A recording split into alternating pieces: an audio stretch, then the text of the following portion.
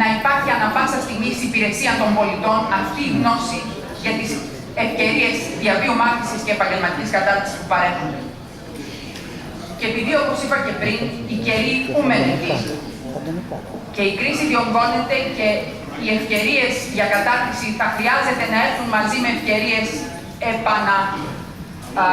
προσδιορισμού επαγγελματικού των πολιτών μας, είναι πάρα πολύ σημαντικό να αξιοποιήσουμε και τη δυνατότητα που δίνουν τα προγράμματα εκπαίδευσης ενηλίκων του Υπουργείου Παιδείας, τα οποία ξεκινούν το φθινόπωρο και στα οποία είμαι βεβαία ότι οι δήμοι που είναι εδώ παρόντες θα είναι συμμέτοχοι σε συνεργασία με το ΙΔΕΚΕ, το Ινστιτούτο Διαρκούς Εκπαίδευσης του Υπουργείου Παιδείας, έτσι ώστε να αξιοποιήσουμε με τον καλύτερο δυνατό τρόπο τις ευκαιρίες για εκπαίδευση ενηλίκων που παρέχεται, γιατί είναι πολύ σημαντικό ότι ένας νέος άνθρωπος αναζητά δουλειά να μπορεί την ίδια στιγμή, έχοντας και τη δυνατότητα ενός επιδόματος, να αξιοποιήσει τα προσόντα του και να μάθει κάτι παραπάνω.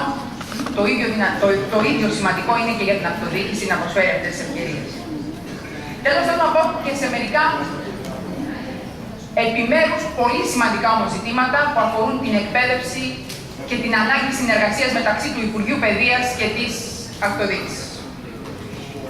Εδώ έρχομαι να πω ότι τα ειδικά σχολεία, τα σχολεία για παιδιά με αναπηρίες, που είναι πρωτοβάθμιας και δευτεροβάθμιας εκπαίδευσης, που είναι και εδώ υπάρχουν υποδομές και στο Δήμο των Αχαρνών και σε άλλους δήμους, τη μεταμόρφωση, σε πάρα πολλούς από τους δήμους που είναι εδώ σήμερα, σε όλη την Ελλάδα.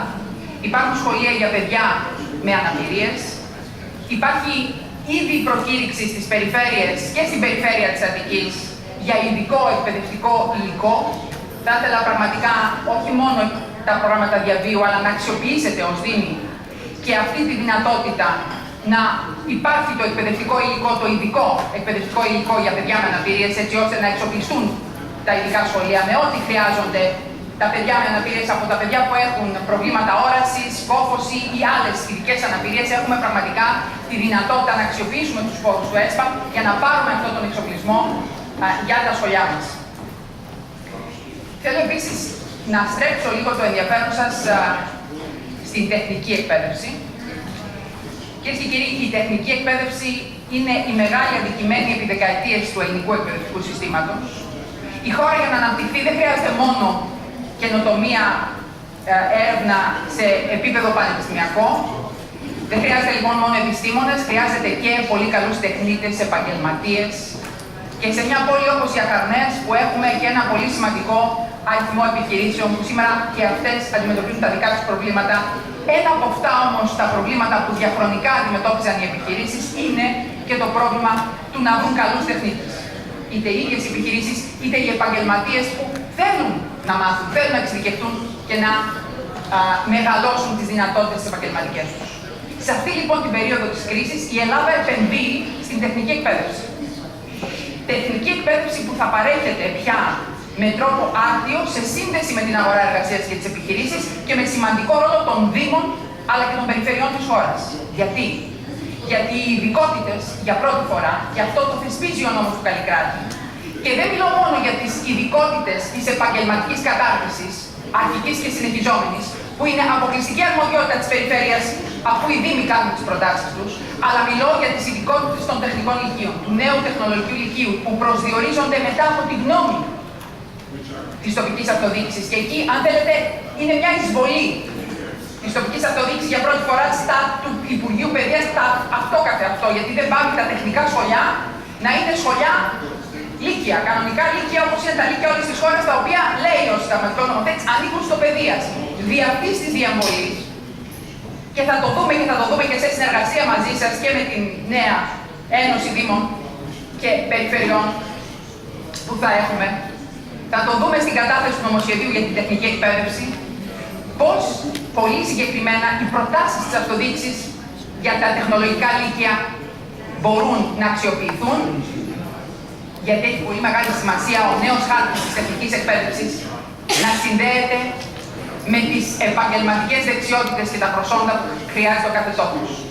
Είναι λοιπόν για μας αναπτυξιακό εργαλείο η τεχνική εκπαίδευση και είναι για μας πάρα πολύ σημαντικό οι Δήμοι και οι περιφέρειες της χώρας να παίξουν ενεργό ρόλο σε αυτό, με θεσμικές αρμοδιότητες και όχι μόνο με απλή απλή συμβολή και επίκληση της αυτοδιοίκησης. Νομίζω ότι πρέπει να έχουμε περάσει από την εποχή όπου επικαλούμασταν την αρμοδιότητα της αυτοδιοίκησης για κάθε τι που θέλαμε να αποφύγουμε. Δώστο στην αυτοδιοίκηση. Αυτό υπήρχε μια τάση στην ελληνική επικράτεια. Ας το πάρει η αυτοδιοίκηση αυτό, αλλά για να το πάρει η αυτοδιοίκηση αυτό πρέπει να πάρει κι άλλα. Τώρα που δεν υπάρχουν πάρα πολλά για να δοθούν, κύριοι Δήμαρχοι, είναι η ώρα που έχουμε μια διπλή πρόκληση. Όσοι σήμερα εκπροσωπούμε την κεντρική εξουσία, γιατί λέω σήμερα, γιατί οι αιρετές ιδίως εξουσίες είναι κάτι το οποίο πρέπει να ανακυκλώνεται. Όσοι λοιπόν σήμερα εκπροσωπούν το κράτος και την αυτοδιοίκηση έχουν μια διπλή πρόκληση.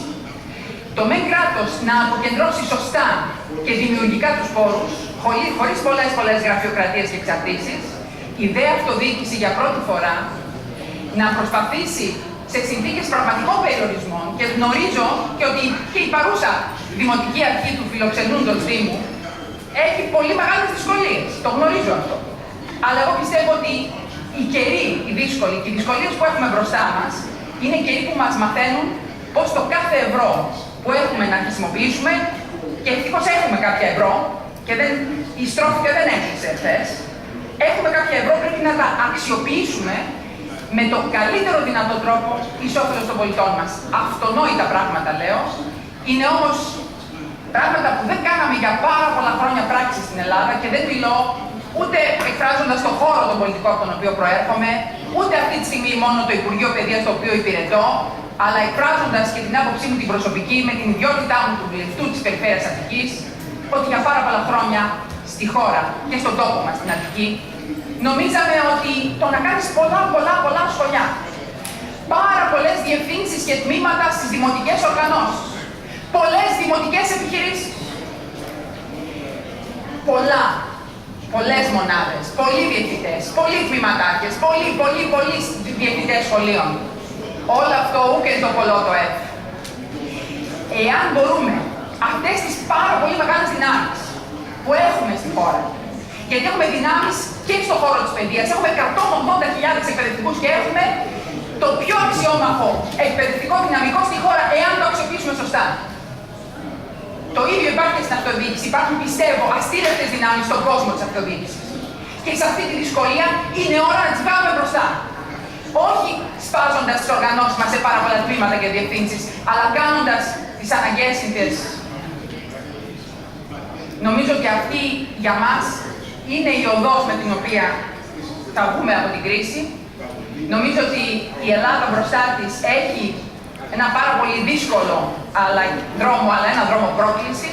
Νομίζω ότι οι δήμοι που είναι εδώ στο συνέδριο από τις άλλες χώρες, από τη Ρουμανία και όχι μόνο, μπορούν, και από τη Βουλγαρία, νομίζω ότι υπάρχουν αρκετές χώρες που εδώ φιλοξενούνται, εκπρόσωποι τους, μπορούν να συμβάλλουν σε αυτό το συνέδριο με τις εμπειρίες τους, έτσι ώστε η αυτοδιοίκηση να μεγαλώσει, να αναπτυχθεί μέσα στη δυσκολία, ανταλλάσσοντας καλές εμπειρίες και πρακτικές, και όχι με όσα θα τις λέει η κυβέρνηση, που σήμερα τυχαίνει να την εκπροσωπώ εγώ, και η εκάστοτε κυβέρνηση. Η αυτοδιοίκηση μπορεί και χωρίς την κυβέρνηση. Σας ευχαριστώ πολύ που με ακούσατε.